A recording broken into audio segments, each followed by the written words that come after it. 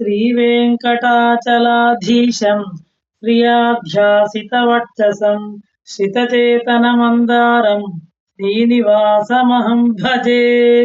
కలియుగ వైకుంఠమైనటువంటి తిరుమలని గురించి మీకు అందరికీ కూడా తెలుసు కదండి. అందరికీ తెలిసే ఉంటుంది, నేను ప్రత్యేకంగా చెప్పాల్సిన అవసరం లేదు.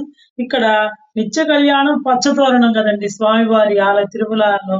కాబట్టి ఏదో ఒక ఉత్సవాలు జరుగుతూ ఉంటాయి. మాసోత్సవాలని, పక్షోత్సవాలని, వారోత్సవాలని, వార్షికోత్సవాలని, ఇట్లా ప్రతిరోజు కూడా ఆయనకి నిత్య కళ్యాణం పచ్చతోరణం మాదిరిగా ఏదో ఉత్సవం జరుగుతూ ఉంటుంది అనమాట.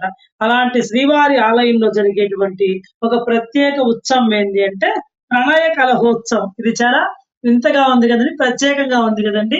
దీనికి చాలా విశిష్టత ఉందండి. ప్రణయ కలహోత్సవానికి రుక్మిణి సత్యభామల మధ్య జరిగినటువంటి కలహఘట్టానికి ఆధారంగా ప్రతి సంవత్సరం కూడా ఈ ఉత్సవాన్ని ఎప్పుడు నిర్వహిస్తారంటే ధనుర్మాసంలో వైకుంఠ ఏకాదశి నుండి 6వ రోజున స్వామివారికి ఆగమానుసారం ఈ ప్రణయ కలహోత్సవాన్ని నిర్వహించడం ఆనవాయితీగా వస్తుందండి.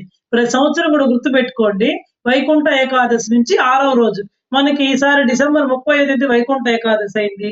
ఈ రోజు జనవరి 4వ తేదీ అనమాట. ఈ రోజే స్వామివారికి ప్రణయ కలహోత్సవం. ఈ నేపథ్యంలో స్వామివారికి నిర్వహించినటువంటి ఆ ప్రణయ కలహోత్సవాన్ని ఖచ్చితంగా చూసి తీరాల్సిందే అండి.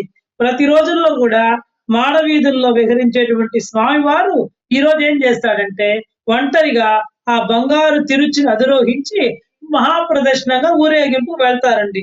దీంతో ఆ అమ్మవార్లు ఉంటారు కదా, శ్రీదేవి భూదేవి అమ్మవార్లు, ఆయన ఒంటరిగా పోవడం మీద వాళ్ళు స్వామివారి మీద ఆగ్రహించి వాళ్ళిద్దరూ ఇంకొక బంగారు పల్లకి ఎక్కారన్నమాట.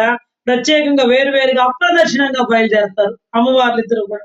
స్వామివారు ఈ తూర్పు మాడవీధిలో ఉన్నటువంటి వరాహస్వామి ఆలయం వద్దకు చేరుకోగానే ఈ అమ్మవార్లు అప్రదర్శనం వస్తారు కదా, ఆయనకి ఎదురు పడతారు అనమాట స్వామివారికి.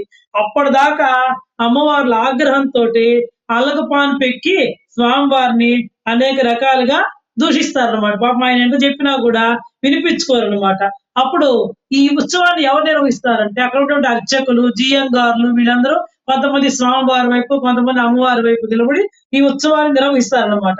పాపం ఆయన ఎంత సర్ది చెప్పినా వినకుండా అమ్మవార్లు కోపంతో స్వామివారి మీద 3 పర్యాయాలు ఆ పూల బంతులు విసిరేస్తారనమాట.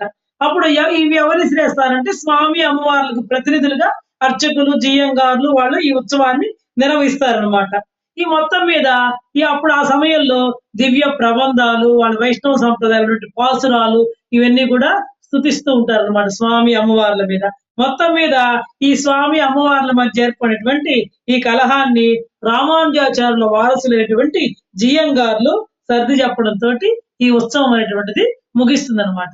అంటే మనం దీని ద్వారా ఏం నేర్చుకోవాలంటే భార్యాభర్తల మధ్య కూడా జీవితంలో ఈ కలహం అనేటువంటిది వస్తూ ఉంటుంది.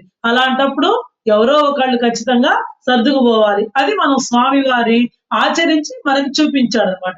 కాబట్టి భార్యాభర్తలు ఎవరు కూడా అప్పుడప్పుడు కలహాలు వస్తూ ఉంటాయి, అవి ప్రణయంగా ఉండాలి కానీ ప్రళయంగా మారకుండా చూసుకోవాల్సినటువంటి బాధ్యత ప్రతి భార్యాభర్తల మీద ఉంది. ఇది మనకి స్వామివారి ప్రణయ కలహోత్సవం ఇచ్చేటువంటి సందేశం అండి. ప్రతి ఒక్కళ్ళు SVBC ఛానల్లో ప్రత్యక్షంగా ప్రసారం చేస్తారు, చూసి తరించండి.